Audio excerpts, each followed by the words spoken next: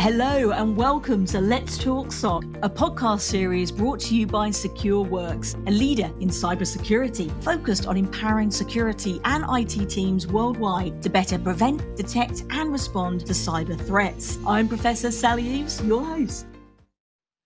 Hi everyone, and a very warm welcome to Let's Talk SOC. I'm your host, Sally Eves, and with threat actors not wasting any time before inflicting their damage today, we're focusing on why monitoring your environment is more important now than ever before. And to do exactly that, I'm delighted to be joined now by Bud Ellis, who is Product Marketing Senior Advisor at Secureworks. Welcome, Bud.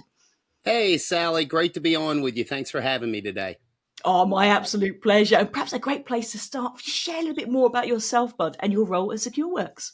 Sure. So I've been here a while. I've been here 14 years, spent 7 years running our RFP response team, helping our sellers build out RFP proposals. And then the past 7 years, I have been in the product marketing organization as a senior advisor. And my focus area is on our MDR portfolio. So Taegis Managed XDR, along with our Taegis Managed XDR Enhanced Premium tier, and then our Elite and our new OT add-ons. So I spend a lot of time working on content, both internal and external, messaging and positioning, looking at the outcomes that customers and prospects are trying to achieve, studying the market, working with customers on case studies and advocacy, and a whole lot of fun stuff in this very, very dynamic and ever evolving space. Oh, I love that, Bud. And I have to say as well, your LinkedIn profile description is one of my favorite ones as well. So for people listening there as well, I'd encourage you to have a look at that. I love the focus. It's so warm, but also that diversity of experience and loving learning. It really, really comes across so strongly. So I absolutely love that. So I wanted to make a note of that as well, Bud. Brilliant. Thank you so much indeed. I really appreciate that. And talking about diversity as well, in terms of what we're seeing in the cybersecurity market right now, and the different threats that are emerging and evolving and kind of the scope, scale and sophistication of what's happening with so much going on. What are your customers asking for most at the moment? What is kind of top of mind of concern right now? Yeah, I mean, it's ever evolving, right? It never stays static for long, which is exciting and invigorating. But if you're a CISO trying to figure out what to do, it can be a little overwhelming as well. Like, one of the things that really grabbed me is we had our Secureworks State of the Threat report come out, and it called out the median dwell time for ransomware. And 2 years ago, that number was 5.5 days. And that's a relatively short time, but that number dropped to 4.5 days last year. And now it's all the way down to 24 hours. So, you think about ransomware and how it's been in the headlines for so long and how it remains top of mind for organizations. Well, there's a reason why right there, because threat actors are getting in and they're not dwelling, they're not staying quiet, they're moving quickly. So to me, it calls out the need for coverage, and that coverage that has to go way beyond just one aspect of an organization's tech stack. So you think, in years past, organizations would buy a technology solution that's really focused on one area, like the endpoint, like EDR solutions. But in this day and age, with where the threat landscape is at, Sally, organizations really need broader coverage. It goes way beyond just the parameters of EDR, and to have a complete answer, one that's inclusive of not just endpoint, but cloud, identity, email. Can't forget network either as well, business applications, operational technology. And we've seen organizations really begin to shift their strategy to this more broad and holistic approach. And I think that's only going to continue as the IT landscape continues to evolve. And I mentioned the OT, operational technology. That is really becoming a big focal point for these industrial customers as threats continue to increase in that space. That's an area that historically hasn't really gotten a lot of attention from a security perspective, but you're seeing things such as a single server will go down in a production environment. And it takes these production environments that oftentimes run 24/7 offline. That's not good for production, but it also impacts profits. It impacts where the organization sits in the whole connected supply chain, and it can jeopardize employee safety. So, and then you look at kind of the broad thing that really hasn't changed in quite some time, and it feels like it's never going to change. There's not enough talent out there. I hear it all the time when I do my case study and my advocacy interviews, when I talk to customers, when I travel to industry events and I talk to prospects. They tell me, We don't have the people. The people we do hire, we can't keep them. They get overwhelmed and they run away. So it's that never-ending cycle that I like to call it's hire, it's train, and then you hope to retain. And it's an issue again, I just don't think it's going to go away. Oh, do you know what? I'm so glad you mentioned that Bud, there in terms of the skills piece and culture, because it really is this holistic focus, isn't it? Isn't just about the technology, and so many skills can make a difference here. And when you look at the makeup of teams, like the diversity of teams, frankly, again, massive benefit there for when you're looking at cybersecurity threat evolution, because again, you need that diversity of perspective, be able to think differently and put yourself into those different mindsets, particularly with some of the other trends we're seeing as well. For example, bad actors collaborating more together. And you mentioned there about IT and OT, the convergence there as well, again escalating different types of threats, kind of threat diversification definitely up there as well, that I've been seeing as a big issue. And obviously kind of can't go anywhere at the moment, can you, in terms of focus on AI and generative AI, and that very much is that juxtaposition, isn't it, in terms of can be an enabler to reduce some of the overload you were talking about there and really support operational teams, but at the same time can also be weaponized and be a new threat vector in of itself as well. So many different things happening there. I think we really brought that to kind of the diversity of those different vectors to the fore there as well. And you mentioned holistic. I think absolutely right. We need this holistic focus, but an integrated one at the same time. And can you unpack a little bit more about what you mean by holistic in terms of monitoring in particular? Yeah, so holistic monitoring's become one of those terms that kind of gets used a lot, and I think people think they're buzzworthy and it's designed to get your focus and get your attention. But I really think at the essence of it, Sally, that it goes way beyond this historic focus that organizations have had of, hey, we'll go buy an EDR solution, we'll go buy a network detection solution, and that will get us by. There's simply too many tools out there. Depending on what stat you want to believe, the basic enterprise organization has 50, 60, 75 different tools. And it's too much from a security perspective to expect to be able to stitch all of that together into one place. That technology is different. It just doesn't work well together from a security perspective of getting that holistic view.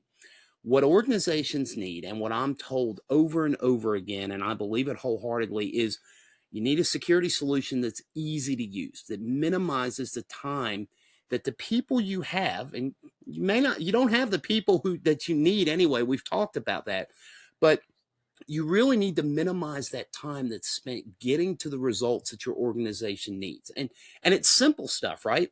What threats are present in my environment? I see something that's anomalous. Is it benign? Does it represent a real threat? How do I prioritize what to do next? And I like to tell people all the time, you can't go with confidence if you don't understand where you're at if you're sitting in your car and what's out your windshield. If it snowed overnight, you go out, you clean off your windshield. If you're driving and it starts raining, you turn on your windshield wipers. So you've got to be able to see. And the right solution can help for that. I look at the managed detection and response solutions that are out there in the market, and there's so many of them now. Even thinking back 5 years ago, there's just a proliferation of MDR solutions, but many of those are built with a real narrow focus on one aspect of a tech stack, such as EDR, or it is a existing solution like we see in the SIM market that's kind of been repurposed. We'll bolt a few things on, it's MDR, and we'll roll with it. Now, it's a step in the right direction, absolutely, because organizations have to do something. But in my view, that approach falls way short of what organizations need because there's not the holistic view, there's not the holistic net across their entire environment, and they don't have the context that they need to make the right decisions to drive to the right outcomes. I couldn't agree more strongly. It's that, the intelligence to act, isn't it, and make that informed decision making. I think Yep. when we talk about some of the other things we're seeing in the market too, around compliance is one great example of that. We've seen, some things from the SEC in recent weeks, and from an EU perspective with NIS2, for example, too. Even on the ESG side, we've got a real acceleration of compliance with a lot of geographical differences as well. But again, that monitoring piece, there's an interrelationship there too. And we talk a lot, don't we, about about the latest technology, but it comes back down to data being the differentiator in so many ways and the protection of that. So I think what you're talking about there is absolutely key. And I love, for example, like your SOC setup, 24/7, 365, another area again about that holistic support that's always available. And it just kind of, as we're talking about all these different things, there's so much to manage and to govern and to monitor, etc. as well. There's a lot to deal with here. We've talked about some of the talent shortages and some of the pressure and tool sprawl and other areas like this as well. So how are you finding that from what customers are speaking to you about in terms of facilitation? How they're looking for support here? Is it going down the manager on your own, or actually saying, no, really, to deal with all of this, we need that facilitation and trusted partnership? I'd love to hear a bit more about how you're dealing with that. Yeah, so I'll start with a story, right? I was at an industry event about a year and a half ago, and it's the first time I had traveled since COVID. And I was really excited to get out and talk to people about what Secureworks is doing in this space. And a lot of people came up to us and said, what are you doing? And I would explain to them, well, our approach is, foundational, XDR technology, extended detection and response. And people were just cutting me off when I would start talking about that, saying, oh, that's great, but I have nobody. I have no people. The people I do have, they don't have the knowledge. They don't have the talent. They don't have the skill sets. They don't have the time. And it goes back to that, thought process of there's just such a lack of cybersecurity professionals in the workforce right now. Cybersecurity Ventures tells us that as of today, there are 3.5 million open cybersecurity jobs worldwide. That number is expected to be 3.5 million in 2026. So you gaze out across the horizon, like I said earlier, that problem's not going away. And that is mind blowing to me. So you think about, Sally, the talent that are in seats today. And a lot of times they're just overwhelmed. It's really hard to be tactical, or it's really hard to be strategic when the tactical is so heavy, right? The alert volume, the lack of context in threats, like we were talking about. Is this a threat? Is this not a threat? The lack of time to go through, and the lack of ability to investigate, to determine what should we do about this. Um, ESG tells us 63% of cybersecurity professionals say that their job today is more difficult than it was just 2 years ago. And over 1 in 4 tell us it is much more difficult. And why is that? Well, it's the growing attack surface. It's the continuing evolution of threat actor activities. It's the increasing complexity and the increasing workload that these understaffed cybersecurity teams are having every day. So when I think about the value of a strong MDR solution, I like to think about, okay, what does MDR done right looks like, And it all comes back to what is the right way to do this. And from an MDR perspective, Sally, I think the right solution completely wraps around a customer. It really envelops the entire organization, right? Talking about the personnel that a customer may have, whether it's 1, 2, 10, it may have empty seats, it may not have empty seats, but the people that they do have on board on that team, being able to wrap around them, being able to wrap around an organization's tech stack. What are their business priorities and objectives? Let's get away from, just the blocking and tackling, but where do organizations want to go?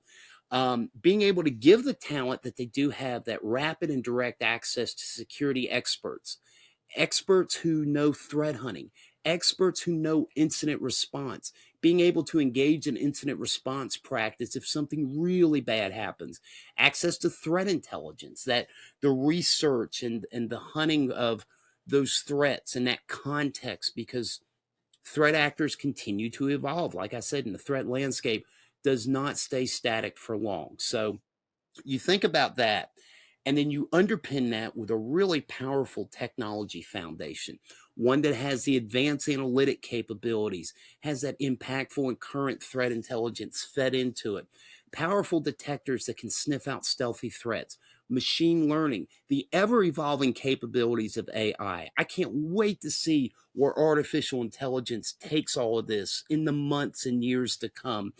And these are all things, Sally, that an organization just really has trouble doing on their own, right? You think about security experts at a security provider who provides the right MDR solution. They're going to the plate every single day. They're triaging threats. They're looking at data. They're investigating anomalous activity. They've got the access to threat hunting data, threat intelligence, incident response findings from today and years past. This is what they do. And that right solution enveloped around a customer that really provides the power of technology along with the power of holistic security expertise, that really gives organizations the peace of mind and gives them the ability to get on the road to make progress toward having a mature, robust security posture. And the customers I talk to, you think about that 1-2 punch, I like to say, of the tech and the people.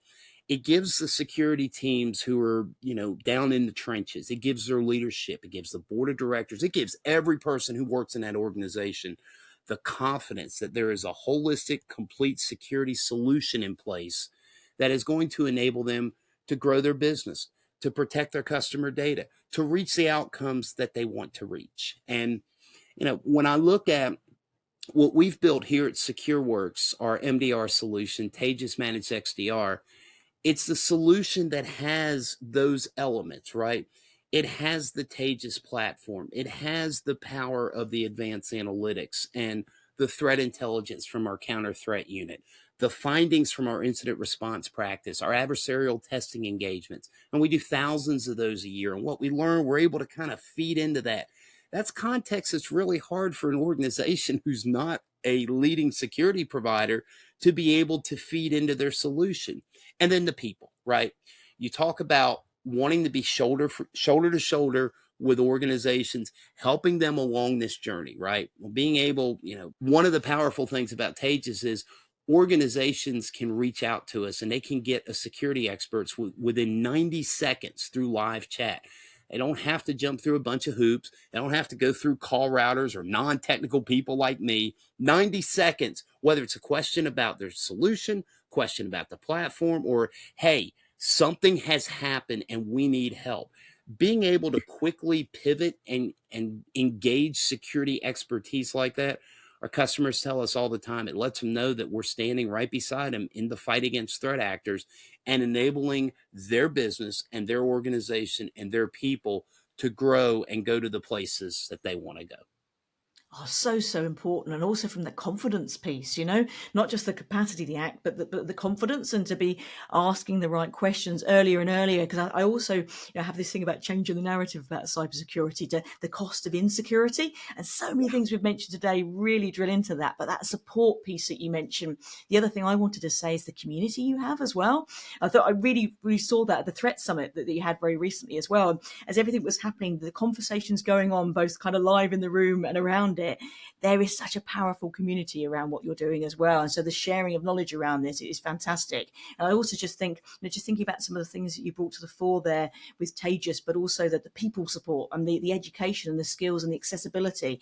I think that's also reflected in your recent results with Forrester Wave, for example, as well, because your kind of highest possible marks in many criteria there really kind of brought out some of those elements too, from managing investigations, for example, about transparency and time to value. So I think that's really being recognized in the market as well. So, real kudos for that. I think it's really echoed exactly what you've been delivering. So that's awesome to see. But I know we have to bring this to a close for today. I know we could go on further as well. But honestly, I think it's been a really kind of powerful deep dive into the why monitoring matters so much. So many different vectors of change, sophistication of threats. But also for me, this is a powerful combination about the right technology, but with the right people partnership as well. And that trusted relationship support. I love how we brought that holistic focus to the fore. But thanks so much for spending time with us today.